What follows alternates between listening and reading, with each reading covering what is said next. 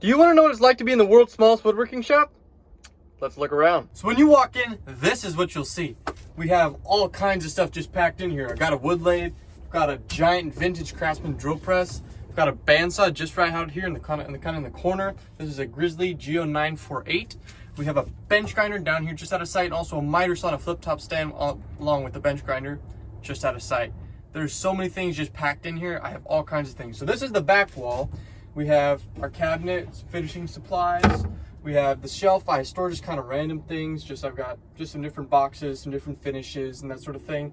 Got my drills, impact drivers, staple gun and screws and fasteners, that sort of thing, all in this area. Got my chucks. This is a Tay-Tools chuck. I'll leave a link to it down below. It's awesome. I've got a Jumbo Jaws chuck down here. Got my lathe, as I said. I'm working on some baseball bats, Hammer Time bats. Go check them out. I've got my drill press and the drill press table I made. I think I want to make a new one. We'll see. I don't use it all that often, so I'm not totally sure if I want to, but it might be something I do in the near future.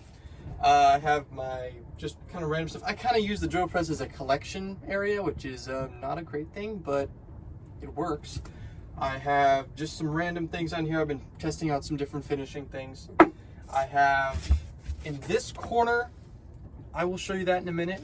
But the other thing I have over here is I have these hand saws. I have my Dremel. I use it the long cord here. There it goes. It was hanging up. And we will hang it back up. But I have this long cord here, and I have the little burr bit on here. I use this for some stuff. It's good for detail stuff, but I leave it hanging up so I can just plug it in and go. Super simple. And it usually doesn't fall off like that, just so you know. I also have just some random things. Got a multi-tool here, and this is kind of my collection right here. This is my collection of stuff. This is just like pencils, files, measuring tools, calipers, whatever I have in there. Just random stuff, Allen wrenches that are miscellaneous, that sort of thing. And then I also have just some screwdrivers and stuff down here. And this here is where I keep my 3M extract sandpaper. I'll leave a link to that down below also. The best sandpaper. There are so many reviews out there. I have one as well. It is definitely hands down the best sandpaper. Let's go ahead and look on this side of the shop. Okay, for the back wall, we have this whole area is for my bowl and wood storage system, which there's not a lot. I just have some like exotic things, like the coolest wood in the game, Bubinga, and a whole bunch of other stuff. Like I just have these are some cut off. These are pieces of ash here. I have ash bowls. These are some ash bowls here. Down here on the bottom, there's just a giant pile of bowls that need to be rough turned. A lot of oak, redwood, acacia, just all kinds of stuff down here. Oh, some cherry. And then I have just some other random things up here. This is actually some wood up here. I'm not going to pull it down, but it's actually wood from the Bay Bridge, from some handrails. When it was the Bay Bridge in the Bay Area, has actually some pieces from it. It's really, really nice, really figured white oak. It's really cool. I want to make something out of it. I don't know what to make though. And then I have my spray paint over here. So I've got some color shot paint, Rust-Oleum paint, some flame paint, some dang paint, bear paint, Krylon paint. I got all kinds of stuff. But I have my whole paint wall. I've got a fire extinguisher right here. Gotta have that, gotta have safety. I've got my mask, I've got safety glasses, I've got my apron, I've got another tripod here. And of course, we've got the elephant in the room, the bandsaw. As I already said, this is the Grizzly bandsaw here. I have some skateboard things down here, some more wood and some random things. I have this heart here, this heart-shaped piece of wood. Unfortunately, it's cracking. Does that mean it's a broken heart? I don't know. All right, on this wall, we have turning tools. I made this turning tool rack. It's actually magnetic strips from Harbor Freight. They work really good, and they're really cheap. They're made like $2 each, and the tools just magnetically on and off. Like they work really good. I highly recommend that if you're gonna do a turning tool rack. Super cheap, super effective, and they look pretty good, like, they're all lined up. These are a little bit off right now, but they look pretty good. I've got some sandpaper. I have some more turning tools. This is a kind of funky rack here. I don't like it, but it is what it is. Probably replace it eventually with the magnetic strips because I just don't like it. And then I have my spray paint table down here. I can turn it around and you can see all the spray paint stuff. And I have some baseball bat billets here.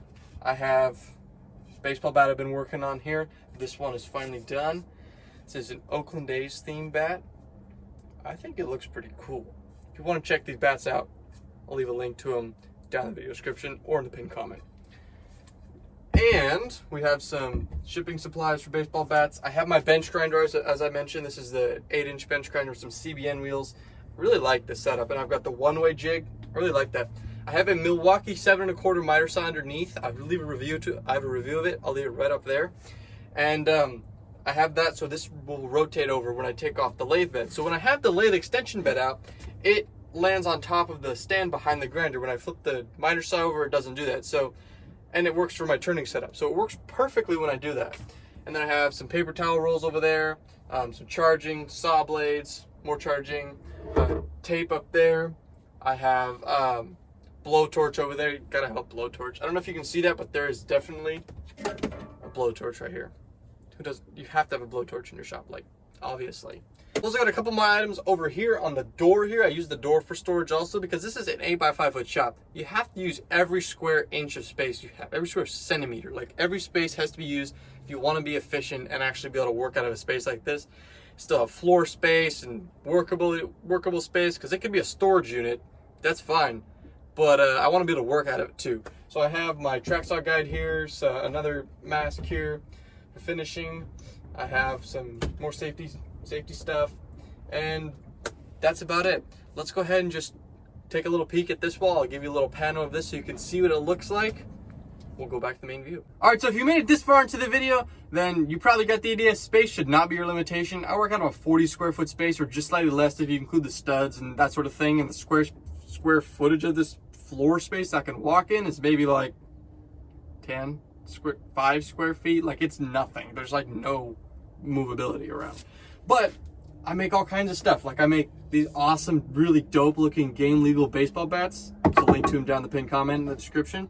And I make bowls, spray paint art. Like, I make all kinds of stuff in the shop. I even make YouTube videos. Like, how many people can say that out of a 40 square foot space? Like, most people think 40 square foot space, oh, that's a small storage shed. No, it's a complete transformable, you can make anything kind of workspace. So if you made it this far in the video, I appreciate it. And I hope you consider hitting the like button and subscribing, because I got a whole bunch more videos planned and you do not want to miss any of those. So make sure you subscribe and ring the notification bell so you don't miss any of my future content. All right, guys, until next time, happy building. I think I should do some pano shots for the video, give you an idea what everything looks like. This looks absolutely sick. I also make, what else do I make? Oh, what else do I make? I don't know what I make. That's weird. You would have thought I know what I make.